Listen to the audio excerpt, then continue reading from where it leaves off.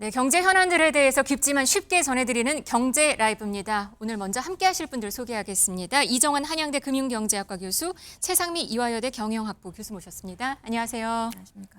네. 네, 밤사이에 가상화폐 대장주인 비트코인이 12만 3천 달러 사상 최고치를 또 찍었습니다. 교수님, 지금 보니까 지금은 12만 달러 아래로 살짝 내려가는 모습이기는 그렇죠. 한데요. 이게 네. 실시간으로 변동이 되는 네. 가상화폐이기 때문에 그런 것 같은데 일단 밤에는 12만 3천 달러. 네, 최고가 경신했죠. 왜 이렇게 오르는 거예요? 그렇죠. 지금 이제 그 기존까지는 안 그래도 연초부터 이제 트럼프 집권하고 나서 지속적으로 계속 오르고 있었는데 네. 지금은 이제 암호화폐 자체가 제도권으로 예를 들면 우리의 증권이나 아니면 이런 것처럼 제도권으로 편입할 수 있다라는 기대감이 생기는 이제 제도권을 편입되는 랠리 때문에 지금 12만 3천 네, 달러까지. 3천 달러 넘어갔고 네. 지금 약간 숨고르게 해가지고 보니까 비트코인은 11만 9천 달러 좀 넘었고 네, 이 시각 현재는 그 네, 정도. 네, 이더리움도 3천 달러보다 조금 아래 왔다 갔다 하고 있고 리플도 오르고 있고 이제 소폭 상승하고 있는데 네. 제가 볼 때는 이제 구조적으로 상승을 지속적으로 하지 않을까 이렇게 생각이 네, 듭니다. 이번 주만 봤을 때도 한 10% 오른 것으로 보여요. 그렇습니다. 계속 네. 오르는군요. 이게 비트코인뿐만 아니고 다른 암호화폐들도 좀 비슷한 상황이라고 합니다. 교수님, 뭐 이더리움 뭐 이렇게 다른 가상화폐도 비슷해요? 예, 일단 뭐 보통 가상 자산이라고 통칭을 하긴 하는데 네. 이제 가상 자산이라고 통칭하지만 굉장히 종류가 많습니다. 많죠. 네. 비트코인 같이 이제 거래를 위한 용도가 있는가 하면은 아까 최 교수님 말씀하신 것처럼 이더리움 같은 경우에는 거기다 프로그램을 해가지고 블록체인을 만들 수 있는 이런 것도 있고요. 네. 리플도 말씀하셨는데 리플은 외환 거래에 특화된 이런 가상 자산이다라고 보시면 될 것 같습니다. 네. 이제 결국 가상 자산이란 것이 다양한 거래 서비스, 금융 서비스 같은 것들을 블록체인 안에서 해결해 주다 보니까 워낙 서비스 종류가 많다라고 보시면 될 것 같고요. 네. 이런 것들 아까 최 교수님 잠깐 언급하셨는데 이더리움이나 리플 같은 경우에는 종전의 신고가라고 이야기하죠. 종전의 네. 신고가 하면은 이더리움만 4,000불 넘게 그다음에 리플 역시 3불, 4불 정도 가는 이런 경우였는데 그 정도는 4불 정도 가는 이런 경우가 있었는데 그 정도는 아니지만 지속적으로 상승하고 있어서 어떤 가상자산 시장에 대한 기대감이 좀 형성되고 있는 것은 맞는 것 같다. 결국은 비트코인이 대장 가상자산이라고 하면은 네. 그다음에 이더리움, 리플 같은 것들이 계속 쫓아가면서 가격 상승을 유도하고 있는 가격 랠리를 유도하고 있는 이런 양상이다라고 보시면 될 것 같습니다. 네. 그런데 또 암호화폐에 관련된 주식들도 미국 시장에서 좀 인기를 끌고 있는 것 같아요. 엄청 오르고 있어요. 같이 더불어서. 네, 네. 이제 보시면 암호화폐를 가능하게 하는 여러 기업들이 있어요. 네. 뭐 보안 인프라 제공하는 업체들도 있고, 그 다음에 비트코인 ETF를 또 만들어가지고 이걸 시장에 파는 기업들도 있습니다. 그래서 뭐 암호화폐를 또 최고라는 마이닝 기업도 있는데요. 기업들이 많군요. 많이 관련된 있습니다. 기업들이. 생태계에. 네. 그래서 이런 기업들의 주가도 같이 오른다고 보시면 될 것 같아요. 그래서 오늘 보시면 마이크로스트레러지랑 뭐 코인베이스, 마라홀딩스 이제 거래 업체, 그다음에 심지어 코인을 많이 보유하고 있는 업체들까지도 이제 연관 주식하고 ETF 같이 동반 다 급등을 했거든요. 미국 주식 시장에서 그건 또 움직이는 거예요. 그렇죠. ETF는 그렇죠. 그래서 네. 홍콩에도 상장 비트코인 ETF가 있어요. 네. 그래서 홍콩도 신고가 행진을 보이고 있고, 네. 근데 이제 이거 자세히 들여다 보면은 개인이 여기에 투자를 하는 게 아니고 기관들이 투자를 하고 있다. 네. 그래서 이게 보면 제도와 이제 그 정부에서 미국 정부에서 관련된 법안들 특히 이제 시장을 얼마나 투명하게 하고 그다음에 일반 투자자들이 조금 믿고 투자할 수 있도록 하는 다양한 법안들을 이번 주에 처리를 할 예정인데 그거에 대한 기대감이 커지면서 가상자산 전체에 이제 연결된 기업들 전체가 지금 주요 투자 종목으로 눈길을 받는 상황이다 이렇게 네. 보고 있습니다. 지난 3월에 그 비트코인 관련해서는 지금 미국에서 트럼프 대통령이 관련해서 추진하고 있다. 대선 기간부터 이슈가 컸었는데요. 한번 당시 목소리 들어보시고 오시겠습니다. Here I promise to make America the Bitcoin superpower of the world and the crypto capital of the planet. And I believe that the crypto world is going to take over those big banks. 네, 트럼프 대통령뿐만 아니라 장남 에릭 트럼프도 관련해서 한마디를 했습니다. 이게 전체적으로 미국 정책에서 큰 영향을 끼치는 거죠.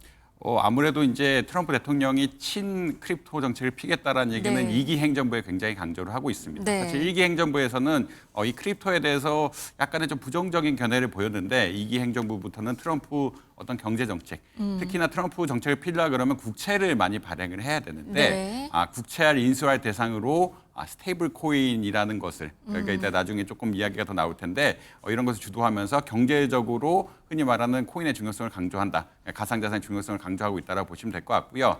그 다음에 이제 기술단에서도 이제 최근에 대형 은행이라고 이야기하죠. 시티라든지 체이스 이런 큰 은행들에서 금융거래 같은 것들을 가상자산으로 하면은 효율성이 분명히 높아질 것이다라는 이런 견해를 가지고 사실 2017년부터 계속 투자를 많이 해왔습니다. 네. 이런 투자를 많이 해온 것이 결실을 보이려고 그러면 결국은 정부와 금융권이 협조를 하면서 이런 가상자산을 제도화하고 제도화함을 통해서 거래나 금융거래 같은 것들을 자동화하는 이런 기능을 할 수 있게끔 해야 된다라고 보시면 될 것 같거든요. 네. 결국은 친 트럼프, 그러니까 트럼프 대통령의 친 가상자산 정책하고 이제 블록체인이 나타난 시기부터 기술 투자가 계속 이어지다 보니까 이 기술 투자를 실현하고 수익을 실현해야 되는 시점이 왔기 때문에 가상자산 시장이 상당한 관심을 받고 있고 제도화가 되고 있고 투자자들의 관심도도 높아지고 있다. 뭐 기관 투자자들까지 관심도가 높아지고 네. 있다라고 말씀드릴 수 좀 있겠습니다. 말들이 어려워서 살짝 정리 먼저 좀 하고 갈게요. 아까 크립토 말씀하셨는데 이게 크립토 영어 어렵거든요. 이게 사실 크립토 커런시?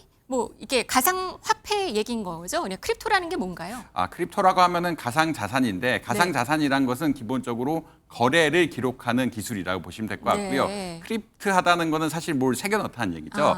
새겨 넣다는 얘기니까 우리가 거래를 새겨 넣을 수 있는 어떤 컴퓨터 프로그래밍인데 이런 프로그램 자체를 우리가 흔히 말하는 동전처럼 하나하나 쪼개서 할 수 있다는 개념에서 크립토라는 이야기를 하고 있다라고 보시면 될 것 네, 그럼 같고 가상자산 전체를 아우르는 말, 우리가 그냥 코인이라고 쉽게 말하는 걸 다 크립토라고 이해하면 되는 건가요? 일단은 기본적으로 기록하는 기술들을 가지고 있기 때문에 네.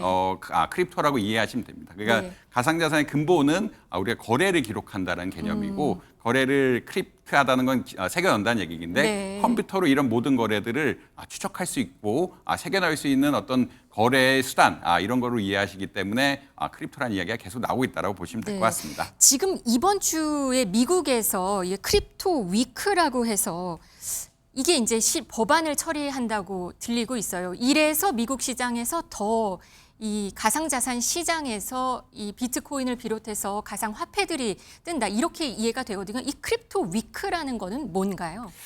이제 크립토 위크라고 하면은 이 가상 자산, 근데 기록할 수 있는 것들이 사실 여러 가지거든요. 네. 우리가 그냥 일반적인 거래를 기록할 수도 있고요. 은행의 거래를 기록할 수도 있고, 그다음에 상품 같은 금 같은 것들의 거래를 기록할 수도 있고, 조금 더 나가면 뭐 게임 머니라든지 이런 것들의 기록을 다 할 수가 있는데, 그다음에 또 더 나아가면 주식 간의 거래. 우리가 가장 이제 최근에 핫한 분야는 토큰이라고 해서 주식 간의 어떤 거래를 코인으로 만든 것들, 크립토로 만든 것들이라고 보시면 될 것 같은데, 이 굉장히 종류가 많습니다. 종류가 많다는 얘기는 같은 기록을 한다 하지만 흔히 말하는 관리 관청이 달라진다는 얘기라고 볼 수 있거든요. 이런 것들을 정리를 해줘야 이제 가상자산 시장이 발전을 할 수 있고 가상자산 시장이 발전을 해야 투자자들 그리고 산업 역시 발전할 수가 있기 때문에 이 크립토 위크란 것은 근본적으로는 이렇게 그러니까 기록한다는 것이 워낙 다양하게 거래도 기록할 수 있고 주식도 기록할 수 있고 상품의 쓰임새까지 기록할 수 있는 워낙 다양한 쓰임새가 있기 때문에 이것들의 구획을 나눠주는 것들을 해준다. 그게 가장 핵심적인 이슈라고 보시면 될 것 같고 그래야 감독 권한이 생기고 감독 권한이 생겨야 거래소가 생기게 되고 거래소 등에서 이제 거래들이 원활하게 이루어질 수 있는 그러니까 누가 발행을 하고 이걸 만들게 되고 사람들이 사고 팔 수 있는 그러한 권한들이 생기기 때문에 이 가장 대표적인 것은 결국은 크립토 위크에서는 이 가상자산 굉장히 폭이 넓은 가상자산 그러니까 거래를 기록 모든 거래가 기록이 가능하기 때문에 네. 이 폭이 넓은 것들에 대해서 법안을 입법을 하고 있다라고 아마 이해하시면 될 것 같습니다. 가상 자산을 어찌됐든 제도화시키기 위한 첫 번째 단계가 시작됐다고 보면 그렇게 이해하면 되나요? 예, 그리고 아무래도 상품이 너무 너무 많죠. 금도 기록할 수 있고 사실 말씀드리면 우리가 주식 같은 것도 다 기록할 수가 모든 게 가상자산화가 가능하기 때문에 거래 기록은 그것들에 대해서 상품성을 가진 것은 상품이 관련한 부서 주식성 우리가 주식이란 건 미래에 현금을 받을 수 있는 건데 주식성을 가진 것은 주식을 담당하는 SEC라든지 이런 것들을 또 좀 쪼개주는 이런 것들이 가장 중요하게 다뤄지고 있다라고 아마 이해하시면 될 것 같습니다. 그냥 일반 사람들이 결과적으로 이 크립토 위크 가상화폐가 제도화되면서 뭐가 달라지는지가 제일 궁금하거든요. 그러니까 뭐 달러나 원 이런 거를 그냥 그런 식으로 인터넷상에서 디지털 세계에서 어떤 화폐를 이용해서 물건을 사고 팔 수 있는 게 좀 더 제도화된다고 보면 되는 건가요? 아무래도 이제 거래가 생기게 돼. 이게 결국은 이걸 거래를 하려고 네. 만드는 건데 거래에 관할 관리 감독이 없으면 이게 거래에 대한 흔히 말하는 법적 분쟁이 생겼을 때 문제가 생기게 되고 특히나 사기 거래 같은 것들이 또 발생할 수 있는 네. 이런 여지가 있습니다. 근데 이제 제도권 안에 들어간다는 얘기는 모니터링을 한다는 얘기고 관리 감독국에서 어떠한 특정한 권리, 흔히 말하는 권한 혹은 특정한 그 기본적인 능력을 가진 기관들에 대한 이런 관리, 흔히 말하는 크립토 같은 것들을 만들 수 있게 한다는 이야기이기 네. 때문에 규제? 예, 규제죠. 네. 규제 기반을 만드는 것이기 때문에 사람들이 보다 이 크립토를 믿고 가상자산을 믿고 거래할 수 있고 투자자들 역시 이 규제 하에서 이런 방향으로 투자를 하면은 산업이 발전할 수 있다는 비전을 보여줄 수 있다라고 네. 아마 이해하시면 될 것 같습니다. 네. 이러니 아까 말씀하신 대로 미국 내 기관들이 지금 사들인다고 했잖아요. 관련된 주식을 살 수도 있고 관련된 화폐를 가상자산 화폐를 사는 분위기도 있고 정말 그런 분위기가 많이 감지가 되는 거죠, 실제로.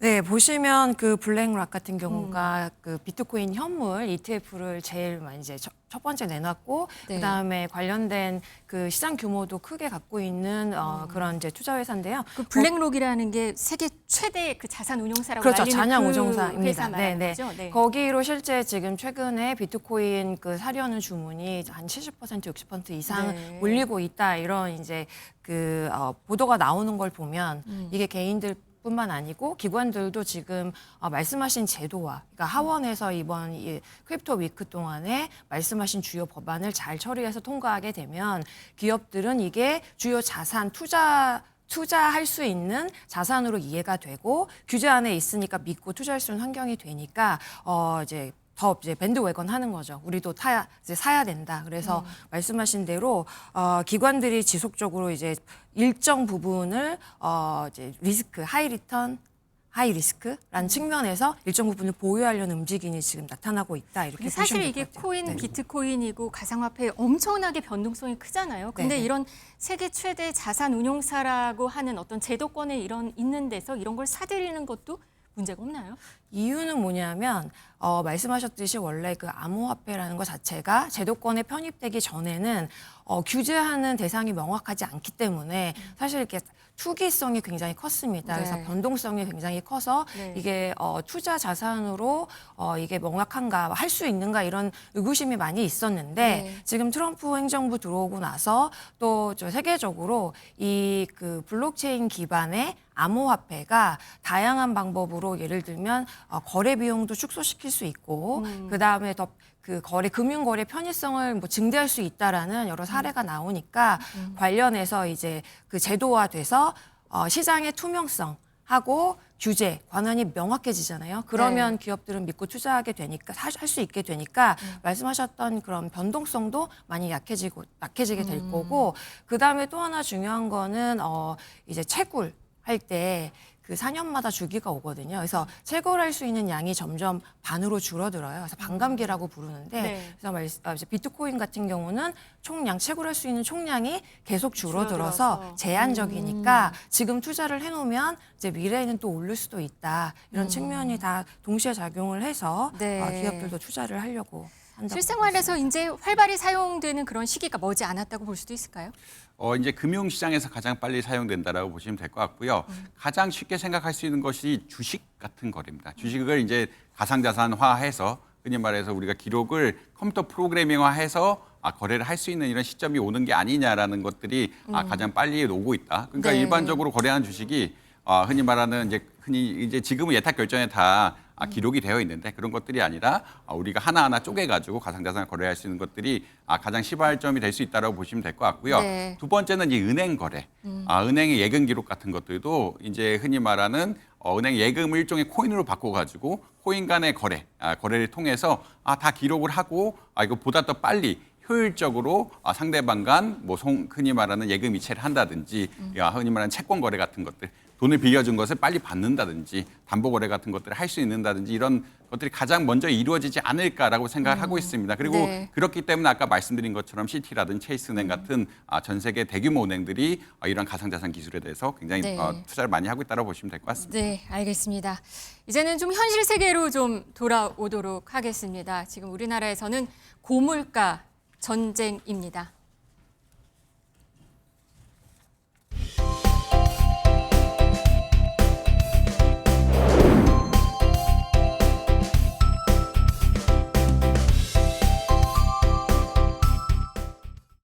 요즘 두 분도 장바구니 물가 체감하시는지 모르겠어요. 정말 많이 올랐어요. 수박도 뭐 3만 원이에요. 네. 복숭아 뭐 10개 2만 원? 엄청나죠. 네. 뭐 복숭 과일 값이 엄청나게 지금 오르고 있는데 왜 이렇게 지금 올랐다고 볼 수 있죠? 뭐 기본적으로 기후 변화 때문에 네. 올랐다라고 보시면 될 것 같고요. 예상보다 지금 사실 이번에 장마가 굉장히 짧다라는 이야기가 했고, 네. 그다음에 고온이 빨리 왔다. 지금 그러니까 초복, 중복, 말복이 되기 전에도 거의 40도에 이르는 복이 흔히 말하는 더위가 왔기 때문에 네. 굉장히 기후 변화 심하다라고 이야기할 수 있을 것 같고, 그래서 히트플레이션이라고 이야기합니다. 네. 너무 뜨거워졌기 때문에 과일 같은 것들, 작물 같은 생육이 원활하지 않다. 그러니까 기존의 작물들은 기존의 기후에 조금 선선한 기후에 적응이 되어 있었는데 이렇게 갑자기 열이 오르다 보니까 생육이 잘 안 되고 생육이 잘 안 되다 보면 출하가 잘 안 되면서 가격이 급등하는 이런 현상들이 나온다라고 보시면 될 것 같고. 히트플레이션, 폭염 히트, 인플레이션, 물가가 오르는 그런 현상을 말하는 거죠. 근데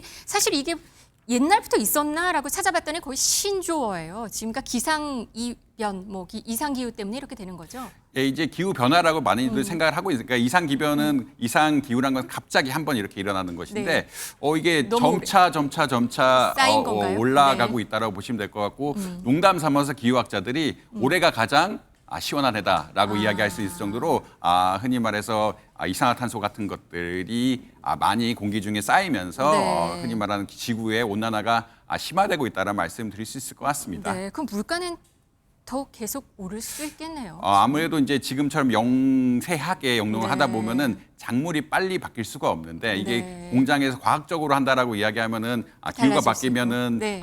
흔히 말하는 재배하는 작물들을 바꿔가면서 빨리빨리 대응을 할 수가 있는데 지금의 영세한 농업에서는 사실 대응하기 좀 쉽지는 않다라고 아마 이해하시면 될 것 같습니다. 사실 이 물가 얘기는 아니지만 이런 기후 변화가 가져오는 것들이 좀 다양하기도 합니다. 오늘 아침에는 서울 노원구 항복판에서 바나나가 열린다는 소식이 있었어요. 들으셨어요? 네네. 그게 오늘 아침에 뉴스에 나온 것 같은데 옛날에는 제주도에서나 바나나 볼 수 있었잖아요. 네. 근데 이게 서울까지 서울 왔어요. 한복판에서 왔다는 네. 게 우리나라가 이제 아열대 기후화 됐다. 그러니까 이제 뭐 농산물도 거기에 맞게 좀 바꿔야 되지 않냐 뭐 이런 생각이 들죠. 지금 보이는 게 바나나 농장이에요. 서울 노원구의 이 해당 농장주께서 사진 지금 영상 찍어서 보내주셨는데요. 바나나가 이렇게 서울에서 열리네요. 그러니까 이게 그만큼 최근에 이제 사과를 예로 많이 드는데 사과 경북에서 많이 났는데 지금은 강원도 화천에서 사과가 많이 난다라고 맞아요. 이야기하고 그만큼 기후가 온난해지면서 따뜻해지기 시작하면서 그러니까 흔히 말하는 남쪽 지방에서 자라는 작물들이 올라오고 위로 있다. 올라오고. 사실 네. 한 20년 전만 해도 제주도에서만 바나나가 난다라고 이야기했는데 지금은 서울까지 이제 바나나가 나기 시작하면서 좀 기후 변화가 좀 심각해진 것이 아니냐 이런 징후로 이해할 수 있고 이것이 바나나뿐만 아니라 사과, 배 모든 과일 작물들에 네. 적용되는 그런 이야기다라고 보시면 될 것 같습니다. 이 물가가 오르면 사실 정치권도 굉장히 민감하게 반응할 수밖에 없는 이슈이기도 합니다. 오늘 아침에 당정 협의가 있었는데요. 여기서 나온 얘기 한번 들어보시겠습니다. 이런 폭염으로 인해서 농수산물 등 먹거리 물가도 들썩이고 있습니다. 수박 한 통 평균 소매 가격이 3만 원에 이른다고 해요. 지난해보다 한 40% 가까이 뛰어 올랐습니다. 오이, 깻잎, 상추 등 채소 가격도 줄줄이 상승 중에 있습니다. 바닷물 온도가 높아지면서 고등어, 오징어와 같은 우리 국민들이 많이 찾는 수산물의 어획량이 크게 줄어들었습니다. 광어, 우럭 등 양식장의 집단 폐사로 수산물 가격도 오르고 있습니다. 당정이 이러한 폭염으로 인한 국민 피해에 선제적이고 또 과감하게 대응해야 하겠습니다. 폭염과 폭우 등 예견되는 재해는 과하다 싶을 정도로 대응해야 합니다. 네, 과하다 싶을 정도로 대응해야 된다 이렇게 말을 했습니다. 지난달에 이재명 대통령은 라면값 얘기를 한 적이 있었습니다. 라면 한 개에 2,000원 이게 말이 되느냐 이런 얘기를 하면서 사실 물가를 압박하는 이런 영향을 끼치기도 했었습니다. 이때 이 말을 하고 난 이후에 뭐 라면 할인하고 1+1, 1+2 여러 뭐 할인 대책들도 뭐 있었던 것 같습니다. 아무래도 이제 그 라면이라든지 짜장면이라든지 김치찌개, 그 냉면 같은 것들이 물가의 척도다 보니까 정부 입장에서 이런 것의 관리를 타이트하게 할 수밖에 없다라는 말씀드릴 수 있겠고요. 근데 사실 라면이 원료로 한 것이 밀가루인데 네. 밀가루 가격 역시 굉장히 많이 올랐습니다. 이 기후 변화가 우리나라만의 현상이 아니고 전 세계적인 현상이기 때문에 밀가루 같은 것들이 굉장히 많이 오르고 계란 가격도 많이 올랐다는 얘기도 많이 맞아요. 나오고 있죠. 네. 에그플레이션이라고 해서 계란 가격이 네. 올랐다는 이야기도 많이 나오고 있는데 이게 전 세계적인 현상이다 보니까 물건 가격이 빨리 반영이 됐고 특히나 올해 초에 좀 전국이 어수선할 때 라면 회사들이 가격을 좀 올린 게 아니냐라는 네, 또 네. 의혹을 받고 있었기 때문에 정부에서 이렇게 좀 지나친 시장 교란 행위를 좀 막아야겠다라는 어떤 훈계적인 차원에서 지금 이야기를 하고 있다라고 보시면 될 것 같습니다. 네, 오늘 보니까 농식품부, 해양수산부 뭐 다 할인에 들어가는 것 같습니다. 어제 기재부 물가관계 차관회의에서 나온 얘기가 있는데요. 뭐 1인당 뭐 2만 원 한도로 최대 40%까지 할인 판매도 지원을 한다고 하고 오늘 아침에 또 나온 얘기 보니까 한 마트에서는 삼계탕을 10년 전 가격에 하겠다. 3,980원, 수박도 9,900원에 판다. 이런 대책들 뭐 알아서라고 말하기도 괜찮을지 모르겠지만 네. 다들 할인 행사 뭐 이런 게 들어가긴 하는 것 같아요. 물가가 굉장히 이제 민생 이슈랑 직결이 네. 되잖아요. 그래서 정치권이 여기에 민감하게 반응할 수밖에 없는 상황이고요. 그래서 네. 말씀하셨듯이 뭐 얼마 전에 라면 2,000원 한다니 그러니까 농식품부랑 해상수부가 바로 이제 가격 할인도 했잖아요. 네. 그리고 추석 전까지 말씀하신 대로 뭐 식품이나 생필품 가격 한 60% 할인 지속적으로 한다고 하는데 이제 문제는 이러한 방식이 단기적인 대증요법이다. 네. 그래서 할인을 하게 되면 누군가는 이 손해를 감수해야 되는 그럴 구조니까 수 있겠죠. 지속성이 떨어지게 되고 가격 안정 효과도 제한적이 될 수밖에 없으니까 좀 더 지속적으로 가능한 정책을 좀 발굴을 해야 된다. 소비자들은 어떻게 해야 될까요? 이런 할인 이런 걸 잘 보고 있다가 그럼요. 잘 사는 게 가장 중요한 그죠? 시점인가요? 항상 더 왓츠아웃하고 있어야 되죠. 하고 있어야 되는군요. 정부 대책 이렇게 하게 되면 일단 물가를 잡을 수 있을까? 아니면 이게 말씀하신 대로 단기에 그쳐서 또 다른 문제가 생기지 않을까? 이런 우려도 있거든요. 어떻게 보세요? 주로 이제 이런 정책이 필요할 때는 단기적으로 많이 오른 품목에 대해서 이제 할인을 해주는 이런 정책이다라고 보시면 네. 될 것 같고 특히나 식료품 가격 같은 것들이 기후 변화라든지 계절성에 민감하다 보니까 이런 정책을 필 수밖에 없다라는 그런 이야기는 드릴 수 있을 것 같습니다. 네. 다만 이런 것들은 사실 너무 많이 올랐기 때문에 우리가 조금 보조해주는 형상이기 때문에 소비자들 실제 마트에 갔을 때는 그렇게 가격이 싸진 것을 느끼기는 좀 어렵다. 왜냐하면 2배가 올랐는데 뭐 30% 그렇죠, 할인해 준다라고 그렇죠. 하면은 작년에 비해서 많이 올랐네라고 생각하지 실제 물건값이 떨어졌다고 생각하지는 않고 그나마도 안 하면은 너무 가격이 비싸니까요. 예, 그나마도 안 하면은 너무 가격이 비싸고 네. 소비자들의 장바구니를 너무 힘들게 하니까 이렇게 한다라고 보시면 될 것 같고요. 그렇지만 뭐 이게 장기적으로는 아까 농업에라든지 축산업에 변화가 있지 않으면은 이런 기후 변화에 좀 대응하기가 힘들기 때문에 매년 이런 일들이 계속되고 있고 작년 초마에도 사과값이 많이 올랐다, 뭐 배값이 많이 맞아요. 올랐다라는 얘기가 나오고 있고 올해는 또 수박 가격이 많이 올랐다라는 이야기가 계속 나오고 있을 정도로 이 기후 변화에 따라서 모든 식료품 가격의 안정, 흔히 말하는 식량 안보가 좀 깨지고 있는 상황들이기 때문에 이거를 단기적으로만 대응하는 것은 사실 이제 뭐 계속 똑같은 일이 반복되면서 소비자들의 불안만 키운다라고 보시면 될 것 같고 이걸 구조적으로 해결할 수 있는 농업이라든지 축산업 이런 데서 구조적으로 해결할 수 있는 방법들이 좀 나와야 되는 것이 아니냐 이렇게 개인적으로 일반 생각하고 있습니다. 소비자들한테 지금 이런 벌어지는 상황에서 뭔가 팁 아니면 어떻게 잘 이용하고 이 시기를 어떻게 버텨나가야 되나? 잘 이겨나가야 되냐? 아니면 잘 이용해야 되나? 어떻게 보세요? 아무래도 이제 바우처 같은 것들이 계속 나올 수밖에 네. 없거든요. 가장 활용을 많이 하는 것이 바우처 제도라든지 정부의 정책이요. 그다음에 네. 할당 관세라고 해서 수입 과일, 바나나라든지 파인애플이나 이런 과일에 대해서 할인하는